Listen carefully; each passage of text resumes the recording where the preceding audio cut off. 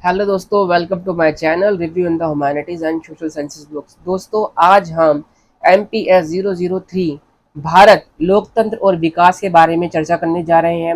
हम आपको कुछ ऐसे 10 सवाल बताएंगे जिसकी पूरी संभावना है अगस्त 2022 के पेपर में आने की। इग्नू से जो बच्चे मास्टर ऑफ पॉलिटिकल साइंस कर रहे हैं, आज हम उसके प्रश्न पत्र के बारे में बात करने जा रहे हैं और हम आपको बताने जा रहे हैं कि 10 ऐसे महत्वपूर्ण प्रश्न जिसकी पूरी पूरी संभावना है आपके पेपर में आने की। मैं आपको उन 10 सवाल बताऊंगा और उन 10 सवालों का अर्थ बताऊंगा, वो भी सिर्फ बेसिक अंडरस्टैंडिंग में। मैं एक अगली वीडियो बनाकर लेकर आऊंगा जिसमें आपको मैं पूरे 10 के 10 सवाल का जवाब भी दूंगा, इसका PDF भी प्रोवाइड कराऊंगा।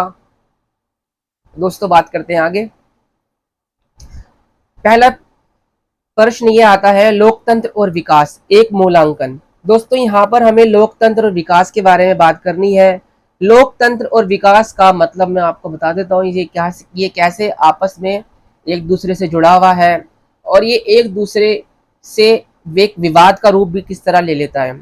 दोस्तों, लोकतंत्र का मतलब है कि जब हम अपनी सरकार को चुनते हैं, जब हम अपने प्रधान को अपने ही शासन करने के लिए बिठा लेते हैं अपने ही ऊपर, तो जब अब विकास के मुद्दा आता है, किस तरह जब बांध बनना होता है, परियोजनाएं बननी होती है और पुल आदि बनने होते हैं, तो उस वक्त किस तरह जन धन की हानि होती है, हमारी जनता परेशान होती है। तो इन दोनों को आपस में सामंजस्य बनाए कैसे रखना है कि हमारा लोकतंत्र भी बचा रहे और हम अपना एक विकास भी करते रहें। तो इस सवाल का जवाब ये है कि हमें अपने लोकतंत्र को भी सुरक्षित रखना है। सीधा सा मतलब है, लोगों की भावनाओं को, लोगों के अधिकार और कर्तव्यों को भी सुनिश्चित करके चलना है। उनके मौलिक अधिकारों का भी हनन नहीं होने देना है। उनको प्राप्त राज्य के नीति निर्देशक तत्व जो है, उनके ऊपर भी कोई आंच ना आए और हमारे देश के अंदर विकास भी सुनियोजित तरीके से होता रहे, इस ओर हमें ध्यान देना है। इसलिए ये सवाल आज के टाइम में बहुत ज़्यादा महत्वपूर्ण हो जाता है। दोस्तों, आइए बात करते हैं अब सवाल नंबर 2 की, भारत में संघवाद व्यवस्था। दोस्तों, भारत के अंदर संघवादी व्यवस्था, आप जानते हो, संघवाद का सीधा सा सिंपल अर्थों में, सिंपल शब्दों में ये अर्थ है कि भारतीय संघवाद की व्यवस्था के अंदर राज्य और संघ की शक्तियों को बांट दिया गया है। राज्य संघ से अलग नहीं हो सकता और राज्य अपनी सहमति से ही संघ के अंदर संलिप्त हुआ है, संघ से वो जुड़ा हुआ है। राज्य अपने आप को स्वतंत्र देश नहीं घोषित कर सकता। जब मैं इसका आपको PDF प्रोवाइड करा दूंगा और जब मैं इसकी एक अलग से वीडियो बनाकर लेके आऊंगा, मैं आपको फिर पूरा विस्तार से समझाऊंगा। अभी मैं सिर्फ आपको क्वेश्चन का अर्थ समझा रहा हूं कि इस क्वेश्चन का क्या अर्थ है। तो दोस्तों, सवाल कैसा भी आ सकता है, भारत में संघवाद की व्यवस्था बताइए, वर्णन कीजिए, विशेषता बताइए, किसी भी तरह का ये सवाल मोड़ ले सकता है। इसलिए मैंने इस सवाल का अंत नहीं करा, मैंने सिर्फ आपको एक हिंट दे दी है कि आप भारतीय संघवादी व्यवस्था पढ़ लीजिए। सवाल नंबर 3, मानव विकास क्या है? मानव विकास सूचकांक बताइए। तो दोस्तों, यहाँ पर आपको मानव विकास के बारे में बताना है और मानव विकास के सूचकांक के बारे में बताना है, जहां पर अमर्त्य सेन। दोस्तों, अब आता है सवाल, भारत में बढ़ता क्षेत्रवाद यानी क्षेत्रीय आकांक्षाएं। भारत के अंदर बढ़ता क्षेत्रवाद। दोस्तों, हाल ही में अब जैसे कि पंजाब राज्य के अंदर खालिस्तान की मांग उठने लगी और तरह तरह के भारत के अंदर तरह तरह के क्षेत्रों से जब आप लगाव लगा लेते हैं, जब आप यही समझ लेते हैं कि यही हमारी क्षेत्र की मिट्टी, हमारी असली मिट्टी है, तो वहीं से क्षेत्रवाद उत्पन्न हो जाता है।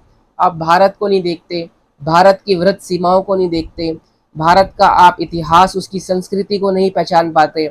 आपको तो आपके क्षेत्र से प्यार हो जाता है, उससे लगाव हो जाता है और अब आप ये समझ लेते हैं या तो हम इसे स्वतंत्र राष्ट्रीय बना लें या एक स्वतंत्र राज्य बना लें। तो यही है बढ़ता क्षेत्रवाद और इसको ही कहा जाता है क्षेत्रीय आकांक्षाएं। और सवाल ये आ जाए कि क्षेत्रीय असंतुलन क्या है, तो वो भी यही है, क्षेत्रीय असंतुलन, कि आप जब एक क्षेत्र के प्रति जब आपको लगाव हो जाता है तो वही क्षेत्रवाद है। जब आप भारत की परवाह नहीं करते, अपने देश की परवाह नहीं करते हैं। सवाल नंबर 5 की भारत में नागरिक समाज, सिविल सोसाइटी की भूमिका। दोस्तों, सिविल सोसाइटी भारत के अंदर दिन पर दिन बढ़ती जा रही है, जो राज्यों को भी कंट्रोल अपने किए हुए है। कुछ लोगों ने अपना एक समूह बना लिया, उसी को सिविल सोसाइटी कहते हैं। अब राज्य कुछ गैर कानूनी तरीके से कोई काम कर रहा है, नागरिकों का एक समूह है वो खड़ा हो जाएगा और वो इसका प्रतिरोध करने लगेगा।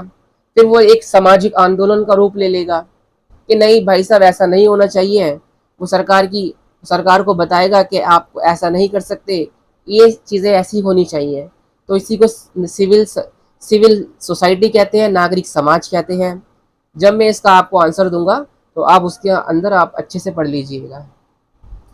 अब बात करते हैं प्रश्न नंबर 6 की, लोकतंत्र और संचार माध्यम की भूमिका। दोस्तों, हमें बताना है कि लोकतंत्र के अंदर संचार माध्यम की क्या भूमिका है। रोल ऑफ मीडिया को बताना है डेमोक्रेसी के अंदर। तो सबसे पहले इस प्रश्न की शुरुआत हम ऐसे कर सकते हैं कि दोस्तों, लोकतंत्र का जो चौथा स्तंभ है वो मीडिया ही तो है। तो दोस्तों, किस तरह लोकतंत्र के अंदर जो मीडिया है वो किस तरह लोकतंत्र को मजबूत करता है। मीडिया आपको जागरूक करता है, मीडिया आपको आपके अधिकार दिलाता है, आपको आपके कर्तव्यों से बोध कराता है। तो इसीलिए दोस्तों, लोकतंत्र को मीडिया को लोकतंत्र का चौथा स्तंभ कहा जाता है। अभी हम सिर्फ आंसर नहीं बता रहे, हम सिर्फ इनके प्रश्नों का अर्थ बता रहे हैं। अब बात करते हैं अभेदभाव की राजनीति क्या है। भारत में अभेदभाव की राजनीति, जाति, धर्म, भाषा, जनजातीय और मुख्य मसले। दोस्तों, हमें यहाँ पे भारतीय राजनीति को जाति से संबंधित करके यहाँ पर बताना है।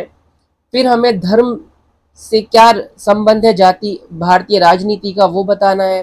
फिर भाषा से, फिर नरजातीयता से, एथनिसिटी से, इसे सजातियाँ भी बोलते हैं, कि किस तरह भारतीय राजनीति में जाति का उद्भव हुआ और वो किस तरह उसे प्रभावित कर रही है। किस तरह भारतीय राजनीति के दौर में एक धार्मिक जाति बनती जा रही है, धार्मिकता अपने अंदर लेके आती जा रही है।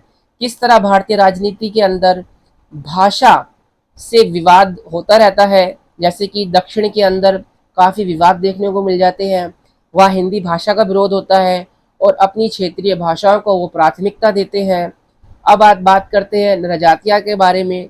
जनजातीयवादी बारे में इसका अर्थ है वही जो मैंने पहले बताया कि कुछ तरह के जो समूह होते हैं, जिन्हें अपने आपसी लोगों से, जिनके एक ही रीति रिवाज है, एक ही उनकी संस्कृति है, भाषा है, पहनावा है, चाल चलन है, वही एक एथनिसिटी ग्रुप बन जाता है और फिर वही अपने आप को सुपीरियर मानने लगता है। दोस्तों, प्रश्न नंबर 8, नरजातीयता क्या है। भारत में नरजातीय के प्रमुख मसले, वही सब चीज़ें दोस्तों अभी तक सभी तरह की ये एग्ज़ाम्स के अंदर आती हैं। काफ़ी इम्पोर्टेंट ये सवाल है। एथनिसिटी का मैटर दिन पर दिन बढ़ता जा रहा है, तो हमें नरजातीय के बारे में यहाँ लिखना है और इस भारत के अंदर इसके मुख्य मसले क्या हैं। अब बात करते हैं नंबर 9 की, प्रश्न नंबर 9 की, प्रवास का अर्थ। भारत में बढ़ता आंतरिक प्रवास। दोस्तों, कोरोना पैंडेमिक के चलते प्रवास कितना बढ़ता जा रहा था। बात करते हैं दोस्तों प्रश्न नंबर 10 की, नव सामाजिक आंदोलन। यहाँ पर आपको नव सामाजिक आंदोलन के बारे में लिखना है। नव सामाजिक आंदोलन का मतलब दोस्तों महिलाओं से संबंधित आंदोलन, विकास से संबंधित आंदोलन, पर्यावरण से संबंधित आंदोलन, शिक्षा से संबंधित आंदोलन, ये नव सामाजिक आंदोलन है दोस्तों। बात करते हैं पर्यावरण एवं सतत विकास। यहाँ पर आपको पर्यावरण सतत विकास पर एक शॉर्ट नोट्स लिखना पड़ेगा। फिर बात करते हैं लिंग भेद और विकास, कि किस तरह जेंडर डिस्क्रिमिनेशन और विकास के अंदर यानी डेवलपमेंट के अंदर आपको यहाँ बात करनी पड़ेगी। महिलाओं का किस तरह विकास है, विकास के अंदर महिलाओं ने क्या भागीदारी ली और किस तरह जेंडर विकास के रास्ते एक समस्या बनता जा रहा है और विकास किस तरह जेंडर को प्रभावित कर रहा है। ये कुछ ऐसे 4-5 मुद्दे हैं जो आपको इस सवाल के जवाब में देने पड़ेंगे। बात करते हैं आखिरी टॉपिक की, राज्य के नीति निर्देशक सिद्धांत। तो आपको बताना है दोस्तों, भारतीय संविधान ने आपको राज्य के नीति निर्देशक सिद्धांतों के अंदर क्या क्या व्यवस्था करी गई है, क्या क्या ऐसे सिद्धांत दिए गए हैं जो आपको एक कल्याणकारी राज्य मुहैया कराते हैं, वो सारी आपको विस्तार से मैं आपको सारी चीज़ें प्रोवाइड करा दूंगा। आप अपने इग्नू के मटेरियल के अंदर भी सारी चीज़ें देख सकते हैं। दोस्तों वीडियो पसंद आई तो आप चैनल को ज़रूर सब्सक्राइब कीजिएगा। धन्यवाद।